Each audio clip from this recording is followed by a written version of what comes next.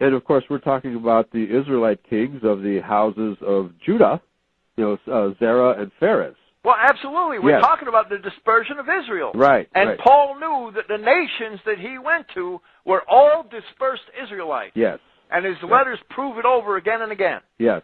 So that the universalists who want to interpret this phrase the way it has been translated, and you could say it like this: to bear my name before the nations, which Gentiles they assume means non-Israelites. Right. Yeah. Okay. And kings, which is another separate group, whoever they might be, and the children of Israel, as if the first two were different from the latter. Right, but the grammatical construction is called a hendiatrisin, and it means one by means of three. It means that all three of these entities being mentioned are actually the same. The nations and the kings of the sons of Israel is the literal reading. Yes. Okay, very good. Well, let me finish with verse 16. For I will show him how great things he must suffer for my name's sake. So for the Paul bashers, these two verses, 15 and 16, are very succinctly declaring that Paul is a chosen vessel. Absolutely. The Paul bashers are doing us a great disservice. Yes. Because these verses not only do that, they prove that Christianity is for only right. the lost sheep of the house of Israel. Right. Because of the bad translation, the universalists have chosen to universalize it, and the Paul bashers agree with them, not understanding the grammar here. Well, the Paul bashers' biggest mistake is simply taking for granted that the mainstream translators translated all this properly. Right, absolutely. And they botched it at every turn. Yeah, they universalized it, they twisted it and perverted it at every turn. Right. And this is one of the primary verses. Yes, very good. So let me just one more question before we close this evening. Do you think that this false translation or this mistranslation here is deliberate, or are the King James? It appears to me this is the conclusion that I've come to for a lot of these really bad translations, is that these translations from the Greek in the New Testament, especially the writings of Paul, it sounds to me like these King James translators didn't know Greek that well. It seems to be on many occasions that they did not know Greek that well. Okay. And that men before them made errors. Yes. But the biggest error, the biggest sin, are the translators of recent times, yes, who should know better, who after 200 years, yes, you know, the English, the scholarship that the Englishman has brought to the world is simply amazing. Right. The work that they did in the Victorian age and the age of the Empire, all right, the work that they did in archaeology and in language studies, and I do the best that I can to follow that legacy. Right. And that is why I use all classical English in the sense of, you know, Victorian English references.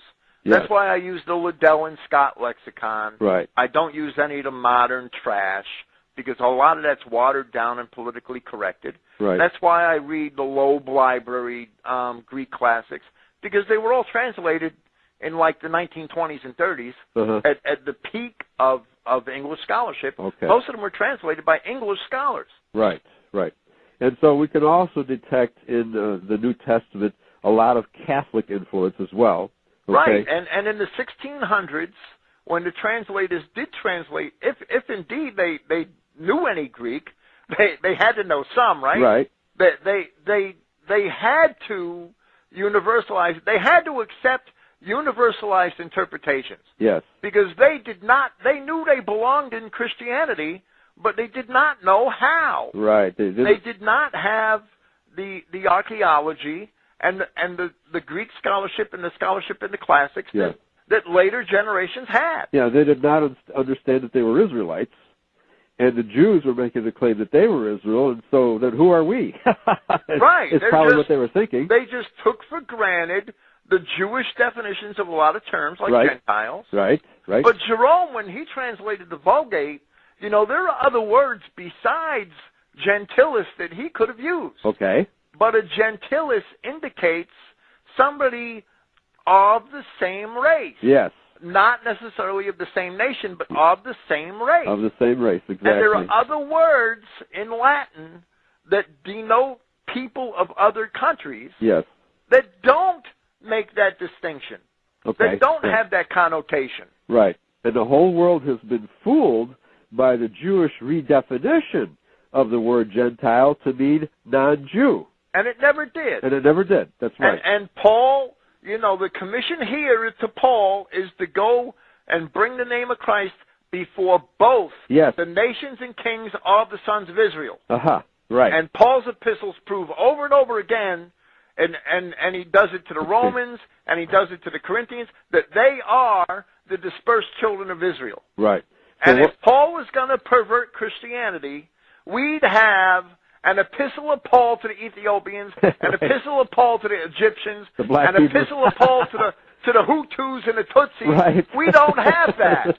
There's no epistle of Paul right. to the Arabs. There's right. no epistle of Paul to the Babylonians. Exactly. There's no epistle of Paul to the Edomites. Yeah, right. Paul right. could have very easily perverted Christianity. Right. And the Paul bashers are just idiots for not seeing that. And of course, in other books, Paul definitely says that the Edomites are vessels fit for destruction. Of destruction, yeah. right. He does not include them among the Israelites. And he doesn't include any nation that's non-Israelite. Right. And every one of those people Paul wrote an epistle to were dispersed Israelites. Right, right. And he excludes the descendants of Ishmael, which is today's Arabs, right? Absolutely. He excludes them, explicitly excludes them. Right. So if you thoroughly understand the writings of Paul, and obviously this is one of the verses in verse 15 here, that can be universalized because of the way it's translated. And if it's translated correctly, it's absolutely not universal. That's right. Yeah, very good. It's exclusive. Yes. Okay. That's why I wanted to discuss these last two verses in detail. Thank you, William Fink. We are making mincemeat of the universalist interpretation of the Holy Scriptures, especially the New Testament. I love this stuff. All right? So thanks for joining me on this edition of Yahweh's Covenant People.